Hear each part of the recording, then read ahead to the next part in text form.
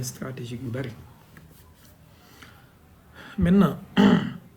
dafay dem itam ci timing boo xamante ne y a une duma wax division mais un peu d'incompréhension entre lui et ses alliés traditionnels ci Europe maanaam boo xoolee tey jii européens yi yenn critiques yi ñuy am vis-à-vis ak Trump ak ni ñuy désolidariser woo ci moom ci yenn prise de position mi ak yenn déclaration bi il suffit de voir ci affaire au détroit d'Ormuz bi comment les Européens et l'axe atlantique se sont désolidarisés en partie ci aventure Donald Trump. Donc tout ça, ça fait pas bonne image ci benn leader buy dem pour négocier avec les Chinois, n'est-ce pas? Voilà un peu le timing qui n'est pas favorable du tout. Mais su ko deful woon, il a une coupe du monde qui va se jouer dans son pays dans quelques mois. Coupe du monde bi kañ la, je crois c'est au mois de juin, n'est-ce pas? Si je ne m'abuse, dimbale leen ma bu fekkee jàpp ngeen date bi, mais je crois que yàggatul. Et ñun ñëpp xam nañ ne la coupe du monde de foot léegi daanaka événement géopolitique la. C'est au mois de juin, hein? Voilà. Ñun ñëpp xam nañ ne compétition coupe du monde léegi rivalité géopolitique la. Rivalité géopolitique là, on a vu ça avec le Qatar, on avait vu ça avec la Russie, on avait vu ça avec le Brésil en 2014. Maintenant entre coupe du monde bi ak ba muy jeex ba élection yi maanaam ñu dugg ci campagne électorale élection mi mandat yi voyage bu stratégique xaju ci kon timing bi képp la ko mënoon a defee parce que bu dul loolu il y a forte chance su demee ci mi mandat yi mu perte ko surtout si la situation n'est pas réglée avec les Iraniens. Bu pertee mi mandat yi il sera comme on appelle ça canard boiteux. Seydi Boubacar Bamba waaleykum salaam wa rahmatullah maa ngi lay delloo ziar bu baax na nga def baa yaa ngi si jàmm maa ngi leen di ziar mbokk yi yéen ñi mujj a dugg si ñëpp namoon naa leen lool gëjoon nañoo dajee quand même gëjoon nañoo dajee ci live yi di lay am yaakaar ne nag si jàmm bu baax a baax. Donc ma ne su demul woon ci mois de mai bi timing bi nii c'est le timing parfait pour moi. Malgré que c'est pas favorable mais c'est le seul timing bu mu ko mën a amee ndax bu fi jugewee borom daaru maa ngi lay ziar yéen ñi bokk ci live privé bi peut-être tey ci guddi incha allah dinañ am live ci suñu live privé bële incha allah je vais vous parler ci géostratégie de la guerre ak l'art de la guerre du prophète sallallahu alayhi wa sallam et on va prendre la bataille de Uhud comme exemple peut-être tey ci guddi incha allah bu fekkee teel naa pare li may def. damay war a tënk tuuti mais su ma teelee pare dinaa leen envoyer lien bi de toute façon ci canal Telegram bi donc ma ne yéen ñi raté loolu nag moom wax dëgg yàlla ñeewuma leen live privé bi yéen ñu koy raté ñeewuma leen parce que li fay xew ak lañ fay jàngale beneen niveau la beneen level la tey on va parler ci l'art de la guerre du prophète sallallahu alayhi wa sallam et on va prendre bataille de Uhud comme exemple. Voilà. Vous allez voir que le prophète sallallahu alayhi wa sallam mooy le meilleur stratège militaire ci li àdduna bi mës a xam ci li humanité mës a xam maanaam meilleur que les Sun Tzu les Gengis Khan les Hannibal amul koo koy mën a tëkkaleel sallallahu alayhi wa sallam. Voilà nooy def ba bokk da ngay fay séeréer bu Sonko dañuy fay live privé bi bu dee ku nekk Sénégal la 30 000 ngay fay. bu dee ñi nekk ci biti la 50 000 la seen pack bi mais yu am solo lañ fay kii wax dëgg yàlla borom daaru xam naa incha allah dina ngeen bàyyi ko xel dinaa leen kii bu dee teel naa pare parce que il se peut ma xaw a tënku je sais pas moom ma sama timing wax dëgg fan yi léegi ma ne kon fan laa tollati woon sax baal leen ma de xaw na maa rëcc baal leen ma lan laa doon waxati pour étudiant séeréer bu Sonko pour étudiant de xanaa nga xool ku lay fayal wala ku lay mottali yow nga fay genn wàll gi mu mottali la genn wàll gi mais du man maa fixé prix bi en fait ñoom soxna Dada ak ñoom ñoo dajaloo fixé prix bi te xam nga comme mbir mi seen mbir la man je ne fais que préparer la matière ak le cours ñëw jox leen ko donc mbir mi seen liggéey la ndax dafa am ay projets yu nekk nee nañu ci wàllu wàllu benn studio buñ bëgg a defar ak wàllu benn podcast ak yooyu noonu il faut des sources de financement loolu loo tax ñu fixer prix bi noonu awma ci la naqata wala jamale su doon pour man la je vous l'aurais fait gratuitement n'est-ce pas même si que da ngay toog léeg-léeg ma leen defal waxtaan gratuitement du ngeen tàppate ba ñuy signaler live bi muy tëb mais c'est pas grave loolu yëpp amul problème donc ma ne kon coupe du monde bi Donald Trump su demul woon ci mois de mai bi coupe du monde bi day ñëw mois de juin et su coupe du monde bi jeexee juillet lay jeex bu commencé 15 juin yaakaar naa 16 juillet la war a jeex wala 17 final tu as août septembre octobre novembre maanaam 3 mois avant les mi-termes xaju ci période électorale la voyage yu mag xajut pour nga préparer ko parce que il faut savoir que voyage diplomatique yu mel nii ça demande une préparation minutieuse de très très long terme parce que il faut travailler les dossiers il faut les négociations avec les Sherpas mooy les conseils diplomatiques ak yu mel noonu maanaam les présidents su ñuy dajee ñaare c'est juste pour mettre les dernières touches ak finalisation ak signature mais daanaka li ñu war a négocier yépp en amont les dossiers techniques négocier nañ ko ba pare Sherpa ay négocier nañ ko ba pare donc ñoom présidents yi suñu dajee c'est juste pour finaliser ak signer voilà maintenant kon timing bi la mënoon demee mais c'est pas favorable pour moom mu des su demoon ci élection yi ba perte ko bu fekkoon dafa repousser voyage bi ba disons décembre wala janvier 2027 il se peut mu perte élection yi su perte élection yi day gën a mauvais ci moom pour mu dem ci voyage bu mel nii parce que il sera un président diminué buy dem jàkkaarloo chinois yi nga xamante ne ils ont le plein pouvoir lan nga leen di wax boobaa donc voilà un peu li nga xamante ne moom moo nekk di xew actuellement et la situation du détroit d'Ormuz il y a des pays yoo xamante ne nii d'accord nañu wala approuvé nañu projet de résolution bi nga xamante ne américains yi ak Bahreïn ñoom ñoo ko bëgg a dugal ci conseil de sécurité pour ñu voter ko je crois que xam ngeen projet de résolution boobu y a eu des pays en tout cas jusqu'à démb il y avait 112 pays yoo xamante ne ñoom ñoo wax ne joxe nañ seen accord pour approuver projet boobu noonu ça veut pas dire ñoom ñoo voté parce que vote bi amagul mais ils ont quand même donné leur aval pour soutenir projet boobu noonu ak introduction ci projet de vote apparemment li ma gis su ma juumul dafa mel ni Sénégal dafa bokk ci 112 pays yooyu noonu je sais pas pourquoi Sénégal war a approuver projet boobu normalement Sénégal yoonam waru cee nekk normalement mais bon on a un diplomate très expérimenté ci suñu ministère des affaires étrangères à la personne de Cheikh Niang mais wax dëgg yàlla jàpp ma ne ce serait habile de la part de notre diplomatie ñuy soutenir projet yu mel noonu wala di ko voter jàpp ma ko il faut se tenir à l'écart surtout jamono jii liy xew ci àdduna bi noo gën a mën a neutre bu dee réew mu ñàkk doole nga noo gën a mën a neutre moo gën ba mbir yi leer parce que carte gi leeragul tu as la Chine ak la Russie soutenir ñu projet bi ils se sont abstenus di xaar gars yi dugal ko pour ñu voter xamaguñu ndax Chine ak Russie danañ ko voter ou pas c'est une erreur monumentale ci jamono jii fi àdduna bi toll ngay dem contre la Chine waaye tamit ngay dem contre les États-Unis d'où la nécessité d'être un peu neutre ba carte gi leer voilà xaw a jouer habilement et intelligemment quand même sama yoon nekku ci kenn du ci yóbbu nit kaso mais bon apparemment ils ont soutenu après dinaa xool liste 112 pays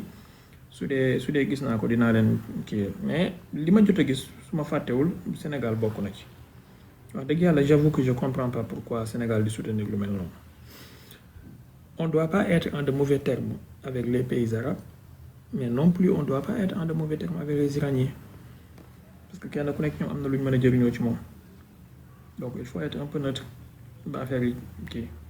situation bi décanté wu léegi nag la guerre bi am diggante Iran ak États-Unis mu ngi ci 79 jours am il y a de fortes chances guerre bi reprendre. Gis nañu déclaration wala interview bi Netanyahu def barki démb ci émission 69 minutes la xaw ma 60 minutes lañ koy tuddee. Donald Trump su jugewee Chine te jëleewu fa lu ko neex xam ngeen c'est quelqu'un qui a benn genre attitude enfantin maanaam c'est comme un gamin en fait day boudé dafay mer dafay kii donc dès qu'il est contrarié il peut faire des bêtises su jugewee Chine te jëleewu fa lu ko neex pour fayu défaite stratégique bi muy jël devant les Chinois mën na ci jaaree attaqué waat Iran maanaam escalader la situation je veux dire il a de fortes chances mu mën a am man fogoon naa ne dina escalader la situation avant muy dem Chine mais apparemment escarmouche bi ñu jot a am il y a 2 semaines ci ginnaaw wala 10 jours mooy ba ñu attaqué ñeenti île wala juróomi île ci Iran iranien yi ñoom tamit riposté attaqué ñetti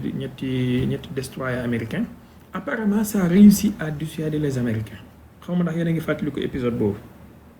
je crois que ça doit faire 1 semaine wala 10 jours yéen a ngi koy fàttali ko n'est-ce pas donc peut-être loolu diggante boobu les américains ils voulaient escalader la situation mais la réponse qu'a donné les Iraniens et leur réaction a réussi à dissuader les Américains parce que daf leen a montrer que bu ngeen ci duggee du ngeen ci jëlee lu leen neex ndax foogoon nañ ne peut-être les Iraniens étaient assez faibles et affaiblis donc mën nañ ñëw escalader la situation reprendre un peu la guerre avec quelques frappes qui éclairent daaneel gars yi jàll. C'est 1 semaine waaw voilà bon man diggante boobu foogoon naa ne mbir mi dina dégénérer je me suis trompé. Mais pas tant que ça parce que foogoon naa rek juste ñaari hypothèse laa joxe woon mooy soit il va essayer d'escalader plus avant muy dem Chine wala il va essayer de temporiser trouver une négociation et trouver un accord bon an mal an pour mën a am lu mu présenter bon ni l'un ni l'autre ne s'est produit essayé na ça n'a pas marché il n'a pas essayé de trouver un accord maintenant dem na Chine avec Hufei Hunayn avec les mains vides kon li nar a xew dafay xew bu jugee Chine ba pare ak la mu fay jëlee ndax d'après li ma comprendre ci iranien yi seen faction militaire pare wuñu pour bàyyi dara malgré que le politique moom pare na pour céder il fallait voir rôle bi nga xamante ne seen président mu ngi koy jouer avec ses diplomates par rapport ak attitude bi nga xamante ne ni militaires yi am nañ ko ak les gardiens. Voilà, donc voilà un peu le tableau. Si vous avez des questions, j'ai encore 30 minutes. Mën ngeen a yéeg ngeen poser question après ñu xool inchallah 30 minutes s'il vous plaît jàpp leen ci rek. Je vous ai donné le tableau de façon résumée. Ya sayyidi ya rasulallah xuz bi yadi falam ajid ghayra xayril xalqi li sanadi. ñan ñoo bëgg a yéeg bu fekkee am na ñu bëgg a am question yu ñu posé mën ngeen def demande sinon ñu tëj incha allah.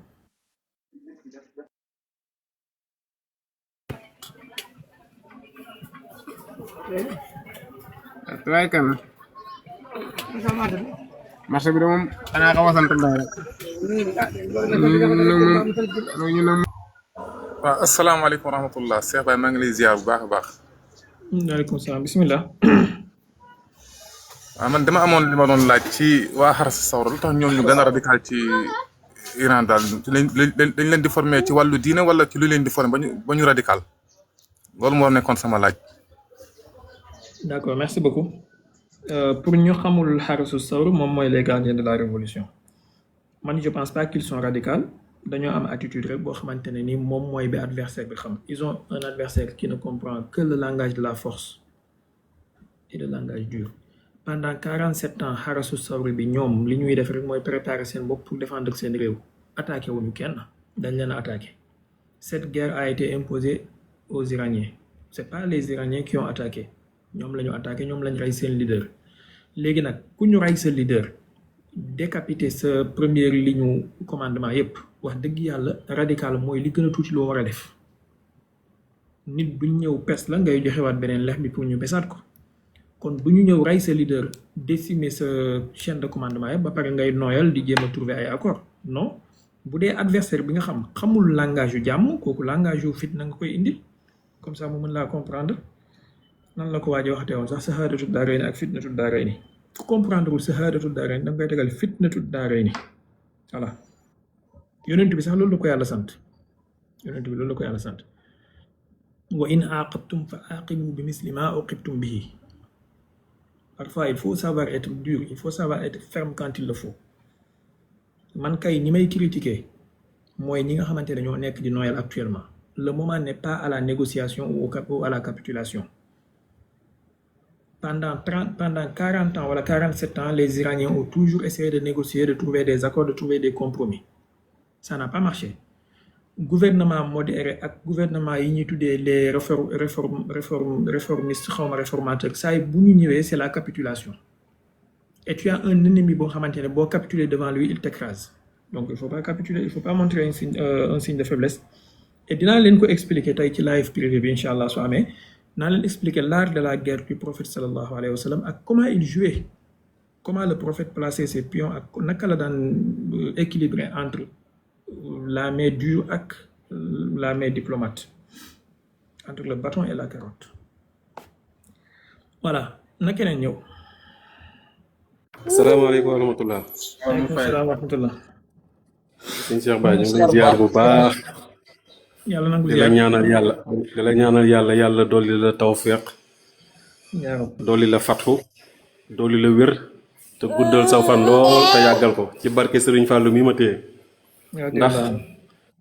ndax dafa jafe te lii mooy yoon daara ji am gis-gisam ci ni àdduna bi di doxee teg ko ci diine teg ko ci xam-xam foofu lañ toll giñ fa toll nag moo tax yow man damay ñaan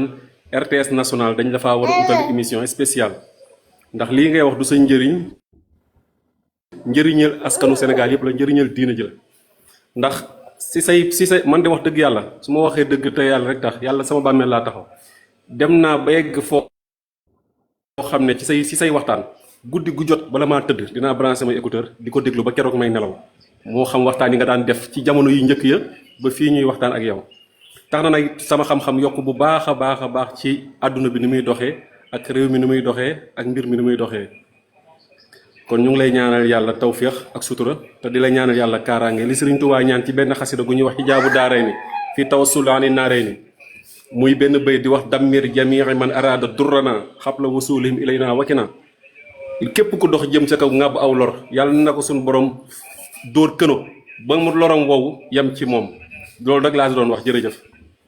amin ñu bokk lépp incha allah ñu bokk lépp yal nañu yàlla sàmm ñun ñëpp yal na yàlla def ñu nekk ay ndimbal ñeel lislaam def lislaam mu nekk ndimbal ñeel ñu ci barke yonent bi sallallahu alayhi wa sallam barke bépp jàmm bu am ngërmande suñu borom. pour ñuy laajte live privé bi nuy nit di def pour bokk ci wax naa leen ko sànq numéro bi 77 la 104 14 10 77 104 14 10 77 104 14 10 bu fekkee Sénégal nga nekk da ngay envoyé 30 000 ci Wave wala ci Orange Money nga capturer écran bi nga yónnee ñu ko bu fekkee bitim réew nga nekk ñoom seen pack bi 50 000 la moom tamit da ngay envoyé ci Wave wala ci Orange Money nga capturer écran bi nga yónnee ñu ko paiement bi benn yoon la du wut par mensualité du ne da nga koy fay di fayaat benn yoon nga koy fay jeex na saa bu live amee ñu dugal la ci kii bi loolu képp la voilà liñ fay waxtaanee duñ ko waxtaanee fii ci weeru koor bi lañ ko commencé woon c'était juste pour koor gi sax initialement mais après dafa am 4 cours wala 3 cours yu ma leen waroon rattraper donc saa bu ma amee temps ma defal leen ci benn mais à ce qui paraît dinañ ko gën a yaatal ci beneen aspect bu gën a kii et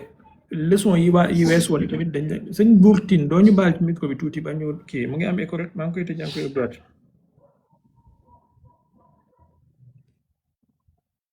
merci leçon yi wees woon itam da nga koy amaat maanaam dañ leen koy dugalal ci chaîne Telegram bi ngeen amaat ci accès ci live yi wees woon yëpp donc voilà un peu c'est pas compliqué hein c'est pas vraiment compliqué sénégalais nag moom xam naa ne jamono ji métti na dëkk jomaay bi sant na fay mais yàlla baax na daal en tout cas du man maa imposer tarif yi ñoom soxna Dada ak ñooñu ñoo dajaloo xalaat ci teg seeni tarif mënuma ci dara man damay jàngale rek voilà sénégalais soo ko waxoon 500 francs sax dina la ne wàññil ma yàlla baax na léegi na keneen ñëw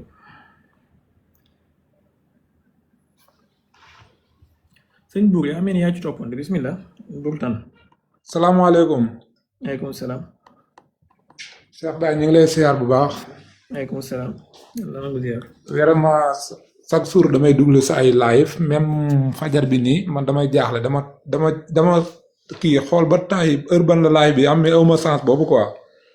chaque jour damay dem ci benn seen YouTube bu naan Irada fa laay dem. gëj naa live de gëj naa live bu fekkee sama waaw live loolu kay man Facebook laa daan topp man Facebook moom dama daan fekk live yëpp.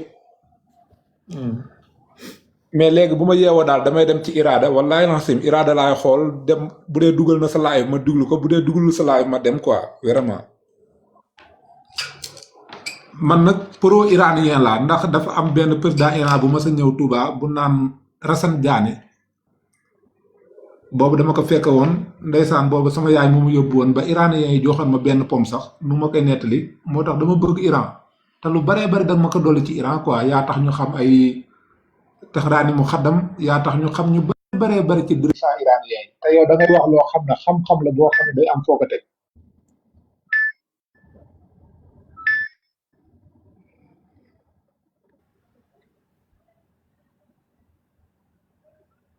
dafa mel ni dafa am appel xam naa pom bi la na kii na keneen ñëw en attendant asalaamaaleykum wa rahmatullah. aleykum salaam yàlla ak pom bismillah Cheikh Baye ñu ngi lay siyaar bu baax. yàlla nangu ziar waaw man dama dégg tey ci suba benn information ñu ne Émirats Arabes Unis ak Arabie Saoudite dañoo attaqué Iran dama xamul nag information boobu ndax dëgg la wala déet. d'accord beneen bi ci des mooy blocus si bi nga xamante ne moom la américains yi defoon maanaam ñoom fan lañ ci toll ñaar yooyu rek laa bëggoon a laaj. am na solo jaajëf léegi sëñ buur tan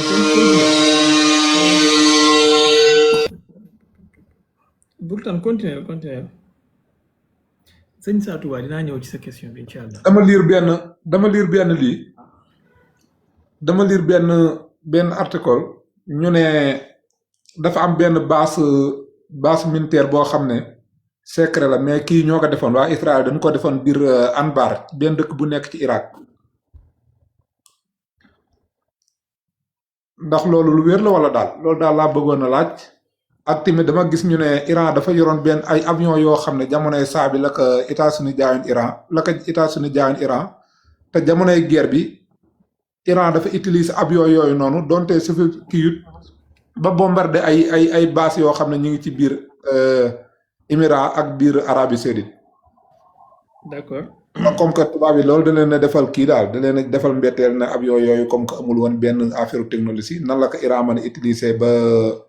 passé ci ba radar yi dara mënu koo gis daal ba mën a bombardé yooyu noonu ñaari yooyu question yi doon laal bëggoon laaj te maa ngi lay gërëm bu baax di la sant nag. jaajëf sang bi merci léegi xam naa pom boobu moom macha allah daa mel ni pom yi jógee woon aljanna la yàlla nañ ci kii mu kii incha allah j'espère que bokkut ak bis suñu maam Adama lekkoon bañ wàcc kaw suuf parce que il est dit dans la Bible que pom la lekkoon ak fruit bi ko yàlla tere woon bon en tout cas ca Rafsanjani léegi comment il s'appelle suñu doom bàjjen yi sol seen tubéy rek kii am na benn émission kii buñ tàmbali bi comme benn genre ba jaaxle la quoi genre quartier général bu ñuy def je vous annonce d'ores et déjà dinaa ci def benn commentaire parce que def nañ ci benn émission ñoom si le temps me le permet peut-être dans la semaine ou le week-end je vais en faire un commentaire ci seen ba jaaxle boobu il y avait 3 personnes wala 4 il y avait allazi tawalla kibrahu minhum ak ñaar ci ay kiyam léegi pour sa question bi ci njëkk mooy ndax Imarat ak kii dañoo attaqué yow yaa ko laaj wala waa ji suñu mbokk mi moo ko laaj saatuwaa Émirats ak Arabie Saoudite ndax dañoo attaqué Iran. Question wu Émirats ak Arabie Saoudite dinaa ci ñëw incha allah peut-être demain wala le week-end parce que y a eu des événements yu xew Émirats retiré wu ci OPEP plus ak OPEP. Y a eu benn dissension bu am entre les pays du Golfe mën nga wax ne dañoo xaajalikoo ñaari camp. Il y a des pays qui sont un peu réalistes, un peu intelligents dans leur politique, mooy Arabie Saoudite ak Qatar. Il y a eu des pays qui sont beaucoup plus radicaux, mooy Bahreïn ak Émirats. Voilà. Koweït mën nga ko placer ci ñoom Bahreïn ak Émirats mais bon position am leerul trop. Oman moom moo gën a xelu moom en tout cas cette politique c'est beaucoup plus intelligent parmi tous les pays du Golfe. Maintenant suivi de Qatar après Arabie Saoudite. li ma lire en tout cas ak li ma jot a xam duul attaque frontale maanaam dañoo amoon intention wu fayu maanaam ils se sont réservé le droit de répliquer parce que dañoo wax ne Iraniens yi dañoo attaqué seen territoire. Les Émiratis ñoom dañoo participer ci jour bi ma leen di wax ne il y a une semaine de cela attaque bi américains yi defoon les Émiratis dañ ciy profiter attaquer quelques sites ci biir yenn îles yi ci Iran. Looloo waral Iraniens yi bi ñuy répliquer ci port Fujairah bi yaakaar naa loolu réewu leen umpul leen mais quant à saoudiens yi ñoom wax dëgg yàlla seen attaque bi jotuñ koo mëne les Iraniens les ont dissuadés en fait. Après saoudiens ils ont joué intelligemment en signant un accord avec les Houthis pour que bu ñu attaquer seen port yem boobu bi nga xamante ne moom mooy transporter seen pétrole bi vers la mer Rouge ak yooyu. Après seen ministre des affaires étrangères bi itam waxtaan na ak ministre iranien des affaires étrangères. Ils ont un peu su calmer la situation. Mais l'Arabie Saoudite dafa nekk di jouer benn jeu bu du ma wax intelligent mais benn jeu bu xaw a intéressant bu ñu war a suivre. Je crois que waxtaanee woon naa ko ci live Mohamed mais il va falloir que ñu gën koo xóotal mooy la stratégie saoudienne de créer benn genre alliance entre 3 pays wala 4 mooy Arabie Saoudite Pakistan Turquie ak peut-être Égypte. Dinaa ci ñëwaat maa ngi nekk di ci lire ay article maa ngi nekk di ci lire ay documents su ma amee pièce su puzzle bi yëpp dinaa leen ci jox li ma ci xalaat mais daal axe boobu noonu su taxawee objectif bi mooy créer benn genre alliance de défense ak alliance industrielle et militaire. Arabie Saoudite étant le financier, l'argentier, le Pakistan étant le protecteur avec une parapluie nucléaire et la Turquie étant la base industrielle. Voilà. Ce serait intéressant à voir parce que ñetti pays yooyu noonu ñëpp c'est des pays à majorité sunnite. Donc dafay contrasté wu ak l'axe chiite bi nga xamante ne c'est dirigé par l'Iran qui n'est pas nucléaire wala boog pas encore qui n'est pas encore nucléaire. Maintenant créer benn axe sunnite boo xamante ne ça va de la Turquie passant par l'Arabie Saoudite jusqu'au Pakistan et qui est nucléaire wala qui sera nucléaire ba pare mu isoler en quelque sorte Iran ak Irak mi nga xamante ne c'est à majorité chiite. Ce serait intéressant à voir. Mais aussi, de facto, ça isolera aussi les Émirats qui sont bien genre extension d'Israël qui pays ci Golfe bi. Am na sax ñu koy woowee Israël de l'Est ak voilà. Ñi ne nañ Émirats mooy Israël de l'Est, Tel Aviv mooy Israël de l'Ouest. dinaa ci ñëwaat incha allah damay bëgg a am pièce du puzzle yëpp ak yenn il faut ngay suivre déclaration ministre des affaires étrangères yi suivre communiqué yi ba pare di savoir lire les non-dits voilà boo dégloo les dits nga comprendre les non-dits parce que léeg-léeg en politique c'est ce qui n'est pas dit qui est dit en politique li ñu waxul moom la ñu wax wala moom la ñu bëgg a wax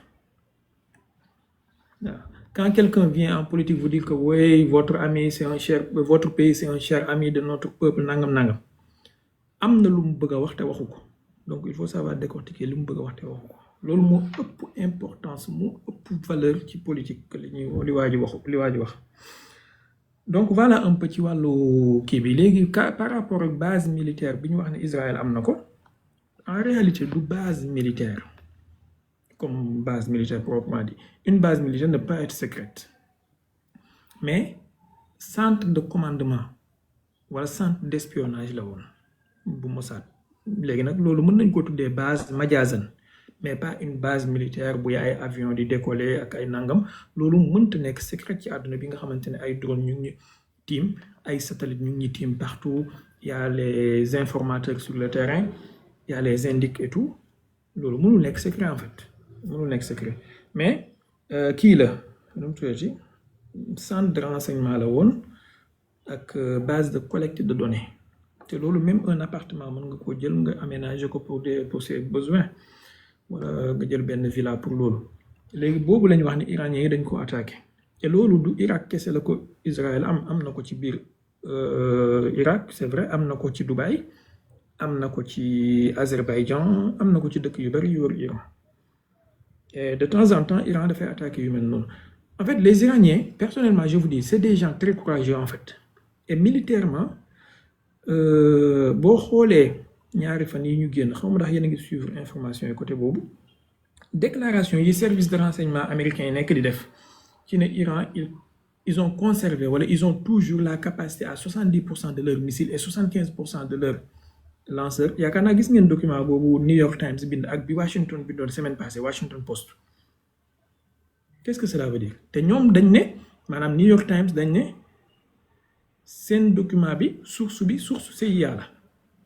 n'est-ce pas waxuma leen fi woon benn jour auzu billahi min kalimati ana waxoon naa leen fi ne iranien yi li américains yi di wax naan ay détruire nañ 100% ci seen capacité de lance missiles yi ma ne leen du dëgg les Iraniens ils avaient avant la guerre minimum 25 000 lanceurs 25 000 lanceurs lii waxoon naa leen ko fi noonu voilà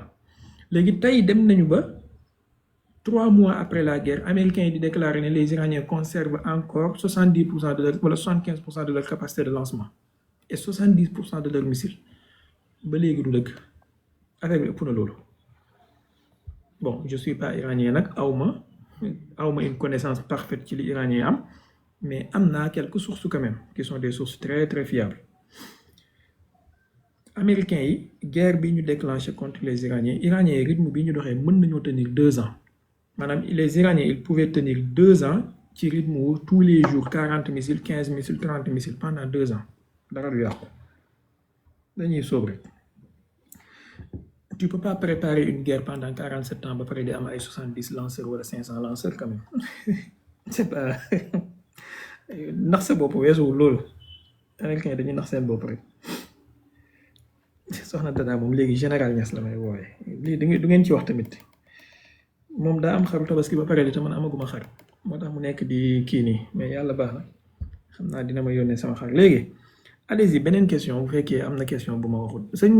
kii buur lan moo nekkoon sa question bi daa mel ni échappé na ma rek. waaw beneen question bi mooy avion yi nga xam ne Iran daf ko utiliser pour bombarder. c'est bon en fait Iran dañu amoon ci jamono Shah bi Shah bi di fa nekk ay allié wu Amérique lañu woon ak allié wu Israël donc dañ daan jënd ay armes ci Amérique li ëpp ci seen armes yi américains ñoo leen ko doon jaay ak français yeeg yooyu léegi dafa am ay avions yu leen américains jaayoon ay F-14 Phantom ak ay F-4 ak yu mel noonu te avions yooyu ba léegi ñu ngi ko yor maintenant qu'est-ce que les Iraniens ont fait en réalité mën nga jàpp ne c'est pas quelque chose d'extraordinaire hein? Mais c'est juste astucieux mais c'est pas extraordinaire xam nga avion wala missile wala drone pour que radar bi détecté ko il faut mu voler ci benn altitude bu kawe léegi iraniens yi ñoom dañoo former seen pilotes yi de sorte que ñu mën a voler avec les avions ci une altitude très basse léegi suñu defee altitude bu suufee radar yi du yomb ñu détecté ko maintenant suñu jegesee seen cible dina am ay capteurs ci base yi yu koy mën a détecter et dans ce cas li ñuy def mooy ñoom base américaine yi du ñu mën a lancer ay missiles intercepteurs pour intercepter avion bi parce que pour nga lancer missile intercepteur anti avion ñu ngi koy waxee anti aircraft missiles pour nga mën a lancer loolu il faut que nga utiliser ay missiles yu mel ni Patriot wala ay missiles yu mel ni je sais pas ay dôme de fer ay yu mel noonu et loolu il faut mu yegg benn altitude bi parce que missile bi il est conçu pour ça léegi quel est le meilleur objet qui doit être utilisé mooy nga utiliser ay avion pour ñu intercepter avion bi li ñuy tuddee ay vol intercepteur léegi iranien yi bi li ñu def mooy dañoo naawloo seen avion yi ci benn altitude bu suufee capteurs yi nekk ci base bi détecté ko ils étaient obligés ñoom ñu faire décoller seen F-15 la xawma F-16 ci Koweït pour intercepter avion iranien yi maintenant avant intercepteurs yi di ñëw avion iranien yi lancé nañ seeni bombe yi ñoom léegi système de défense yi nekkoon ci yeneen base yi pas ci base bi nga xamante ne mbaa daa mel ni TikTok commencé na envoyé de xam naa ne si ñoo nekk di kii système de défense yi nga xamante ne ñoo nekk ci yeneen base yi pas ci base bi gars yi visé woon mais yeneen base yi système de défense yi fa nekk puisque avion F-16 ak F-15 yi décollé nañ ci altitude bu kawe ñoom dañoo détecté avion yooyee ñu jaawale ko avion iranien donc ils ont tiré sur ces avions là loolu mooy waral nga dégg américains yi ils ont reconnu que 3 F-16 yi ñu daane woon ci Koweït ay tir ami la xaw ma dax yéen a ngi fàttaliku loolu ci jargon militaire quand on dit tir ami mooy loo xamante ne sa propre armée ñoom ñoo ko def wala sa armée alliée donc iraniens yi loolu la ñu def en fait c'était astucieux mais c'était pas extraordinaire ça se fait dans le domaine militaire ils ont fait voler leur avion à une altitude basse imposant wala obligeant les Américains à faire décoller leurs avions ñoom pour intercepter et dans ce cas les radars américains ont détecté les avions américains et ils ont tiré sur les avions américains avant avions américains yi di intercepter avions iraniens yi ñoom ils ont lancé leur bombe c'est ça voilà loolu kese la c'est bon na keneen ñëw leer na naañ jërëjëf. soxna Dada of course I need a big mouton na keneen ñëw asalaamaaleykum wa rahmatullah. aleykum salaam. Seydou Ba ñu ngi ziar bu baax a baax yaa ngi tooñ séeréer yi nag. si séeréer yi de moom. boo waxee ne dëkk bi daa sant Faye ko dëkk bi neex na. lu mu làkk nii ba bàyyi sax séeréer bi moom buy wax doo comprendre lu muy wax de loolu làkk nii ba bàyyi. comme suñu waay bi nekk ci palais bi suñu polygame national bi nga xam ne buy wax français doo xam lu muy wax. wax la dëgg de parce que séeréer moom mooy loolu. ma ne boo waxee ne dëkk bi daa sant Faye kon kay xamal dëkk bi neex na kon. D'accord en tout cas waa dëkk bi waxuñ loolu de. Faye kay xam nga ku la fay kay koy neex na ku la fay kay di ko kontaan si moom. waaw bu dee ku lay fay la mais ku lay fayeeku nag nga xam ne fi mu toll nii soo waree retirer xaalis Orange Money sax mu fayeeku la tax soo waree moom fayul day fayeeku maanaam fay buy fayeeku. waaw baax na jégal nañu la en tout cas waxtaan bi am na solo bu baax a baax. merci. Cissé yi moom daa xaw a tumbaranke ci dëkk bi quoi genre Cissé yi. Cissé yoo xamante ne moom ñëpp dañ ciy gis seen bopp quoi. mais man benn question laa amoon. ndax est-ce que nekkul ne comme Iran daa xaw a wet ci guerre bi quoi ndax nekkul ne Iran daa wet ci guerre bi parce que ni ma gisee alliés yi comme Russie ñu ay Chine daa mel ne dañoo xaw a jàpp seen jàmbur quoi loolu question boobu laa amoon. D'accord merci beaucoup merci léegi man j'avoue que dëkk bi Faye la sant et j'avoue aussi que fay bi fayeeku la. mais dugul fay buy fay xaalis parce que dëkk bi métti na ba fu métti yam et on a un président boo xamante ne nii yàlla na ko yàlla defal jàmm mais sañse rek lay def moom ak ay ministre te waa dëkk bi gisuñu dara en tout cas bu dee am na kenn ku yëgul méttitu dëkk bi moom mooy seen tailleur yi moom seen tailleur yi waxuñu dara ndax li ñuy sañse moom macha allah kenn xamul lan la ñoo dàq sañse ci kaw suuf te xam naa ne seen tenue yu ñuy sol yi ci gën a yomb ay 400 000 500 000 lay jar soluñu ay tenue coomo quand même voilà ak seen montre yi ñu takk mais bon yàlla baax na yàlla leen yàlla defal jàmm ba fi ñu bëgg a yóbbu Sénégal yàlla dimbale leen ñu def ko te mu nekk li gën ci Sénégal ci barke yonent bi sallallahu alayhi wa sallam léegi pour question bi ndax Iran dafa wét ci guerre bi man musuma gëm ni te lii ñi ma yàgg déglu yàgg nañoo dégg ma di ko wax musuma gëm ne Russie dana dimbale Iran ni mu waree waxoon naa leen ko am na ñoo xam ne bëgguñ ko woon a gëm am na ñu fi wax ay sukkay 44 ak dada 55 ak astu 68 ak lu nekk dégg ngeen ko fi ma ne leen quand on parle de géopolitique internationale chaque puissance défend ses intérêts et parfois les intérêts des États-nations il y a ce qu'on appelle des États-nations Iran État-nation la wala état civilisation les intérêts des États civilisation la bëgg a wax pas État-nation les intérêts des États civilisation ça diverge léeg-léeg intérêt wu Russie ak intérêt wu Iran parfois dañuy dëppoo parfois dañuy wuute parfois intérêt wu Russie dafay nekk ci mu am accord tacite avec les Américains pour ñu bloquer Iran li may wax nii ñuy jàng géopolitique xam nañ ko waxuma ñuy def revue de presse politique mais ñuy jàng géopolitique wala ñi ciy xeltu wala ñi ciy déglu di ci kii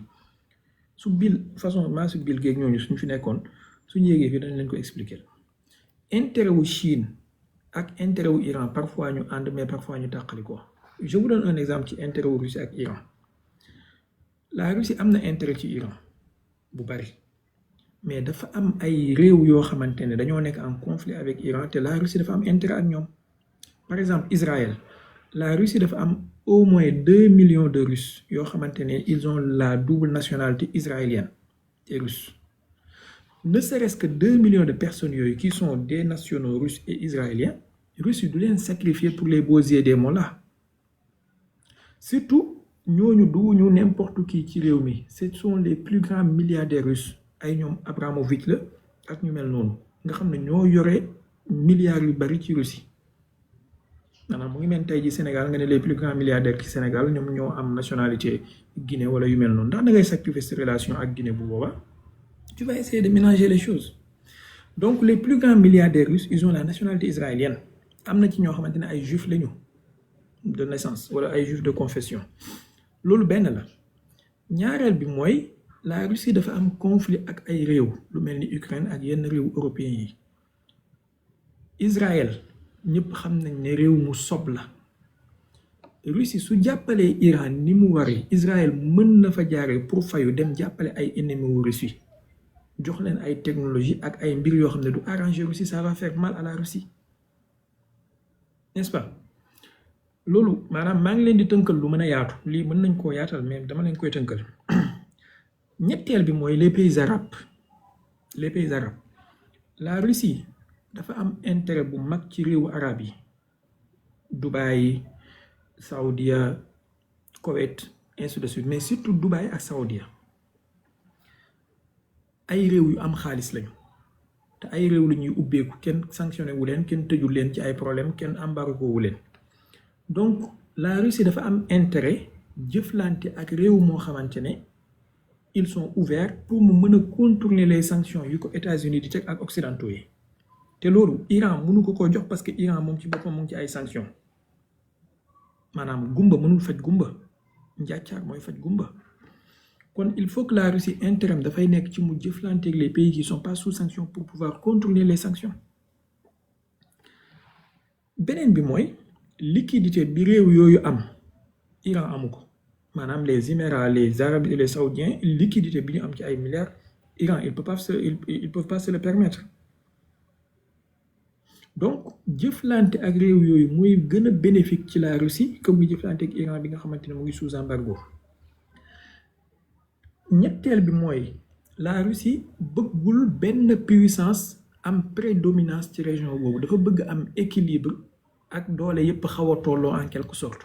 te xam na ne su allié woo ak Iran ni mu waree à fond Iran dafay am prédominance totale maanaam monopole total wala voilà dafay am prédominance totale ci région bi te loolu arrangé wut Russie dafa bëgg région boo xamante ne ni doole yi dañuy xaw a yem kii am na faiblesse fii am na fort fii kii am na fort fii am na faiblesse fii mais s'ils soutiennent les Iraniens comme il se doit les Iraniens dañ ci sanctions yi comme il se doit ils deviendront une hyperpuissance régionale et ils écraseront tout le monde te loolu nekkul arrangement wu russe nekkul arrangement wu américain yi nekkul arrangement wu chinois yi ci point bii les intérêts de la Russie ak les Américains se convergent contre les Iraniens donc ils veulent maintenir benn Iran boo xamante ne moom ñorul xamul maanaam dafay xaay c'est-à-dire Iran boo xamante ne moom du hyperpuissance mais du affaiblir complètement donc Iran mollo quoi des hauts et des bas bu ko defee équilibre bi mën a dox comme benn genre logis Ibn Osiris rek nga xam ne moom du nekk voilà du nekk kii du laa ilaha illa wala ilaha illa logis maa ngi lay nuyu na nga def donc intérêt wu Russie yi ak intérêt wu américain yi ci point bi dañuy converger bu boobaa looloo waral Iran yàgg bëgg ay xeetu système d'armes yoo xam ne Russie du ko bëgg a jaay du ko nangoo jaay te su ko saoudiens yi soxlaa mu jaay leen ko parce que xam na ne iraniens yi mën nañu fabriquer seen bopp ay missiles c'est de notoriété publique mais saoudiens yi dañuy soxla jënd ay missiles ñoom donc la Russie mën na jaay Arabie Saoudite ay avions wala ay missiles mais du jaay Iran ay avions wala ay missiles il les laisse se débrouiller tout seul yu mel noonu lu jar a bàyyi xel la su ko nit ki xamul dafay tomber léeg-léeg ci benn biais d'analyse boo xamante ne dafay biaisé wu complètement jàppee affaire bi de façon manichéenne soit c'est noir soit c'est blanc le tableau n'est pas noir et blanc seulement dafa am ay zone grise logis maa ngi lay fay j'espère que tu vas bien di ñaan mbokk yi cœur bu orange bi dafa am mbokk bu ma conseillé woon mu ne ma wax leen ngir yàlla ngeen activer ko dafay stabiliser live bi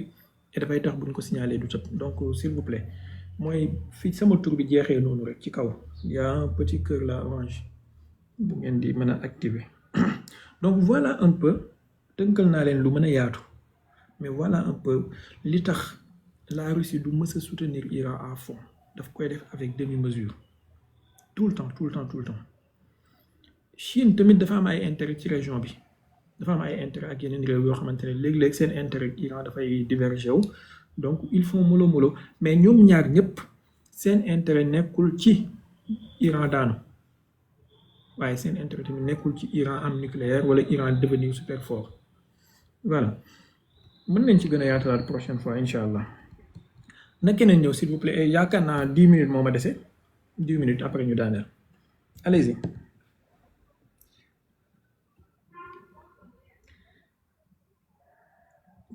Fallou salaamaaleykum saa Touba dafa mel ni posé woon na question ba pare de nag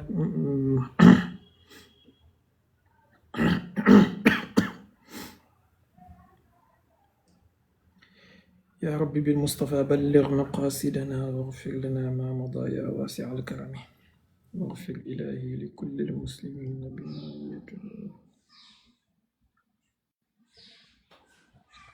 fi masjidil aqsa wa fil harami.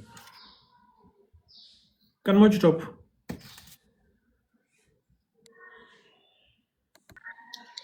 ku ubbi micro rek. Salaamaaleykum. Waaleykum salaam. Laay na nga def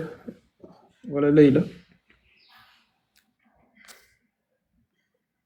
waaw maa ngi ziar seen bi te defar lu waxtaan wi wax dëgg fi yàlla amati na solo. ndeysaan. xam naa am naa fi benn question nag. bismillah. Iran man damay laaj maanaam lu tax ñoom mënuñoo am ba léegi nucléaire te dégg naa ñoom li ñuy denc ci uranium daanaka bëri na lool te man damaa gis ne loolu daal day xamal lu tanaqud ak alquran seen position boobu te déggoon naa ñoo ni sax Xaliil Mujtaba mooy arrahil yaa na ko yàlla yërëm moom dafa fataawoon ni am nucléaire fa haram te man damaa jàpp ni comme que alquran nee na wa a'iddu lahum mastata'tum min quwwa loolu yaakaar naa nga am ngànnaay bi nga xamee ne si kenn dootu la amati di song jàpp naa ne loolu moom waroon nañoo xool aaya boobu bu baax a baax pour mën a sukkandiku si aaya boobu ngir daal di defar nucléaire ba kenn dootu leen songati comme song yu mel nii man daal loolu laay laaj lan moo dox seen diggante defar nucléaire. d'accord merci lay jërëjëf xam naa mbokk yi. waaw beneen bi mooy xam. laaj privé bi moo fàtte incha allah. d'accord incha allah incha allah mais beneen mooy live privé bi incha allah bu mu fàtte. baax na incha allahu taala. alors mbokk yi xam naa ngeen kii ñu rek ngeen baal ñu rek léegi xam ngeen 10 minutes moo ñu dese 10 minutes moo ñu dese te booy poser question bi directement bu àndee commentaire rek mën naa gagner du temps léegi abu dafa am benn mbokk bu bind ci suuf mu ne kàllaata gidd uta kas la doo maanaam c'est une prière ça xool sa moroomi jullit di ko ñaanal yàlla na ko yàlla gide su ko mënta gide na ko rey xar ginnaawam toroxal ko ouais maanaam su doon yéen képp yéen a des ci l'islam yéen a des ci àdduna bi comme musulman kenn du ximem l'islam su doon seen genre gi ñoom ñoo fi des essayez leen ngeen nekk ay bon musulman d'abord ngeen xam lan mooy nekk musulman ndax yàlla dafa am intérêt ci casser le dos à quelqu'un yàlla amul intérêt ci casser le dos à personne xëy na da ngeen na déggul alxuraan mais yàlla mu jéggal ñëpp ba jéggal iblis wàññiwu ko dara wallahi alazim yàlla jéggal ñëpp ba iblis sax yàlla jéggal ko wàññiwu ko dara man personnellement awma benn problème ma dugg aljana fekk iblis dugg aljana parce que du ma xatal foofu du ma ko yàqal dara te yërmande yàlla moo gën a yaatu aljana maanaam yërmande yàlla man xaj naa ci iblis xaj na ci firawna xaj na ci abu jahlin xaj na ci abu lahab xaj na ci yow xaj nga ci keneen xaj na ci lu mu ñu yàqal pourquoi vaille que vaille ngeen di yéene nit ñi lu bon di ñaanal nit ñi lu bon di maanaam fu ñu leen fekk seen xol yaa ngi baax comme si dañ cee taal centrale nucléaire maanaam naarullahi almuqada allati tattaliu ala al afida pourquoi il faudra un jour que je vous parle ci musulman comment son cœur doit être un vrai musulman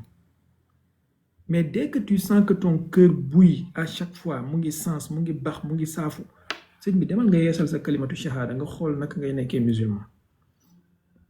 yonent bi sallallahu alayhi wa sallam dafa wax ne doomi aadama yépp njabootu yàlla lañ ki gënal yàlla ci njabootam gi mooy ki ëpp njëriñ ci ñoom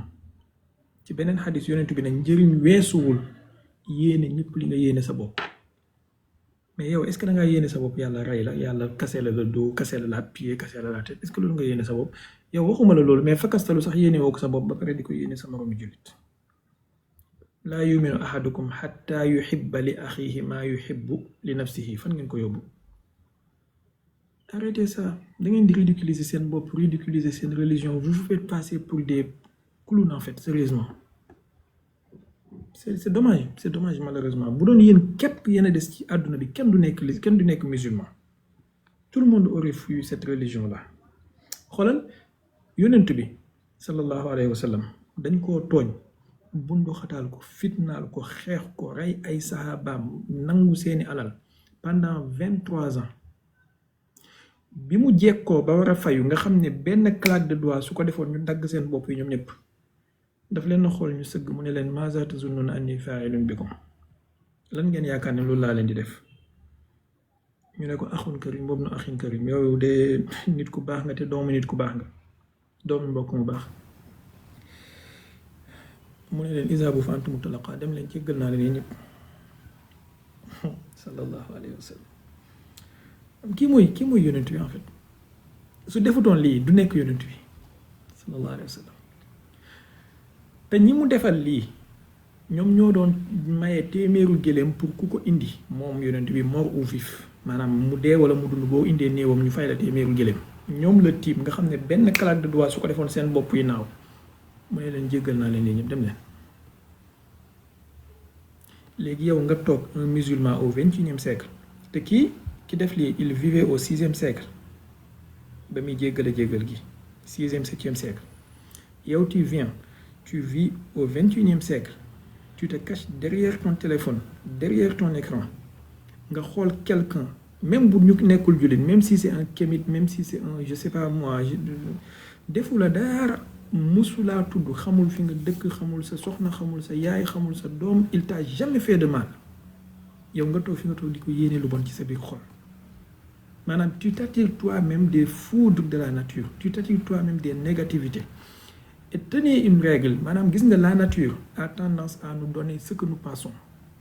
li ngay xalaat tout le temps di ko yéene nit ñi loolu la nature bi di jox essayez d'être des gens positifs ça ne sert absolument à rien du tout nga yéene nit ñi fitna di ñaanal nit ñi fitna di mokke nit ñi di kii da ngay dee dem safara rek nit ñi kon ne fii di lekk seen mbaxalu saalum di naan jasmine doo ci mën dara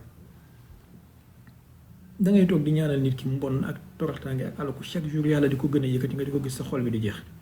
man personnellement sama noon duma ko ñaanal mu alku duma ko ñaanal mu dee duma ko ñaanal mu torox dama koy ñaanal yàlla may ko gudd fan ak wér chaque jour muy gis teranga yi ma yàlla di defal mu di ko xool te du ci mën dara voilà dara du ko ci mën parce que may gi nekkul ci loxoom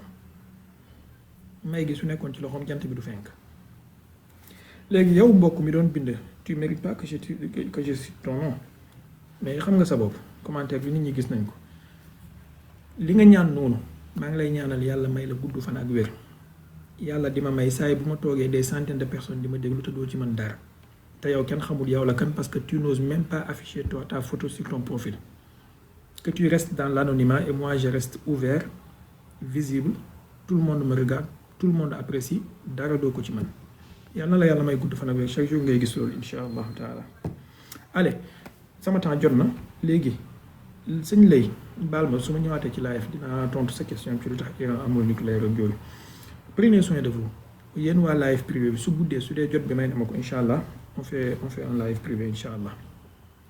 yal na yàlla sàmm leen sàmmuñu yal nañu yàlla musal ci musiba ak balaa ak tas yaakaar ak déggu ñaaw ak xaawi sutura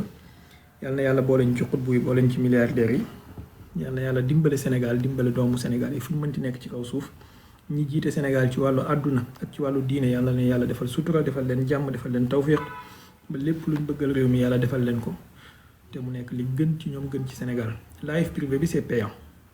c'est pas gratuit donc voilà conseil bi ma leen di jox tout le temps rek su nit ñëwee pour mer loolu soo fexee ba meroo yaa gagné